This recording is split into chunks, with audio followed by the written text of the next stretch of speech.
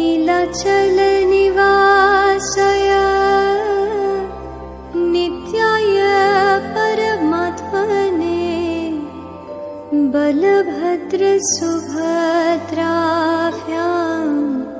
जगन्नाथाय ते नमः।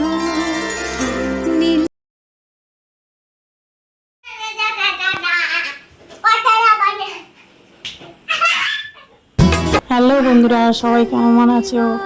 আজ আমার একটি ব্লগ বানাচ্ছি। সে ব্লগটা হলো আজকে তো শুভ রথযাত্রা, উল্টো রথযাত্রা জগন্নাথ দেবে, তো তার জন্য একটু খিচুড়ি প্রসাদ বানাবো। খিচুড়ি প্রসাদ কেমন কিভাবে করি না করি সেটা একটু দেখতে থাকো। আর সবাইকে জানাই শুভ রথযাত্রা। সবাই ভালো থাকো, সুস্থ থাকো।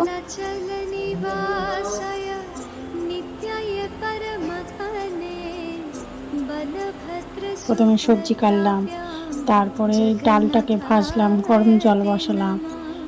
জল গরম হয়ে গেলে তার মধ্যে ডাল, সবজি, চাল দিয়ে সব কিছু ভালো করে সিদ্ধ করে নিলাম। তারপরে লবণ দিলাম, একটু লঙ্কা আর হলুদ জলে গুলে দিয়ে দিলাম।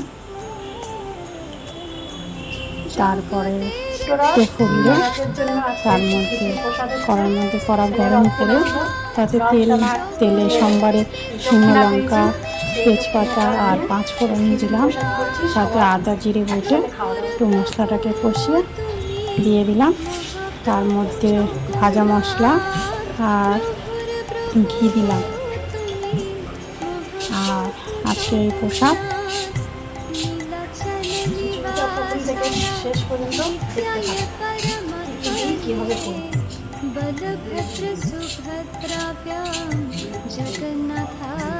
প্রথমে সবজিটা আমি কেটে নিচ্ছি। আলু, বরবটি আর মিষ্টি কুমড়ো। আর এদিকে গ্যাসে মুগের ডাল, সোনামুগ ডাল ভেজে রেখেছি।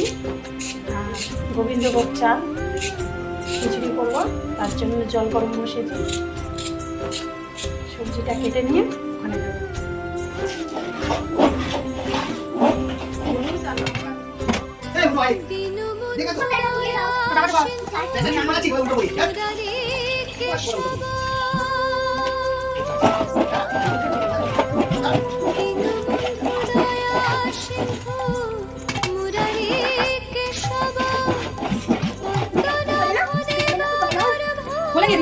শ্রীকৃষ্ণ মাধব জগত পালনা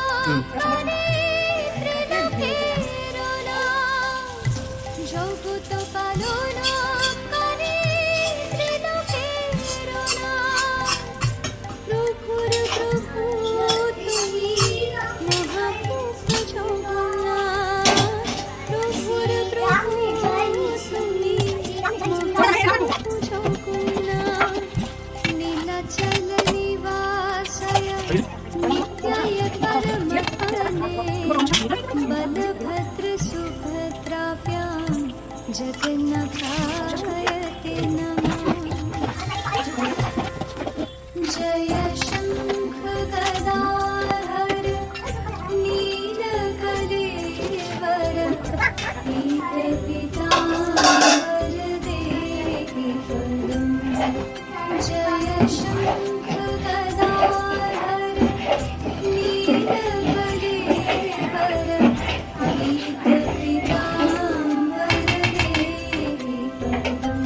হয়ে আসছে। এবারে সোমবার দেবো। সোমবারে তেজপাতা, শুকনো লঙ্কা, ফোড়ন,